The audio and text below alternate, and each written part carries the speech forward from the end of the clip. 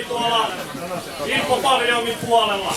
Ja me pyydetään, että kaikki jättäis palautetta, löytyy täältä palautelomakkeet täältä kahvilan päästä. Ja kaikkien palautetta jättäneiden kesken arvotaan yllätyspalkintoja.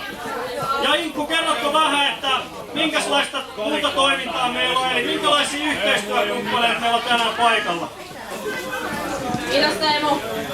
Eli tänään ohjelma ja myynti on Minnasmaat, lähi- ja luomuruokaa, Henttaan Martat pitää meillä joulukahviloja, Merja Metsola myy käsitöitä, Eeva Salminen myy villasukkia ja sukkia, puurotarjoilu täällä näin omia puolesta, Artes Mart, joka myös sponsoroi nämä meidän arvontapalkinnot, on espoolainen sivustus- ja lahjatavarakauppa.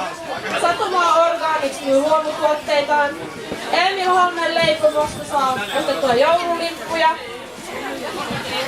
Sitten Kauppahalli 24 on mukana mainostamassa toimintaansa. Mukana myös Makumaku. Heidin myytäjä myy lahjakortteja. Villakunilla on ihoystävällisen koromyynnin asialla täällä. Nukketeatteri Päivässäni esittää kaksikin esitystä tänään tuolla Infopaviljongin yläkerrassa. Sitten Kaipaus Finland on korumyynti, Wife Story, koruja, kortteja, käsitöitä.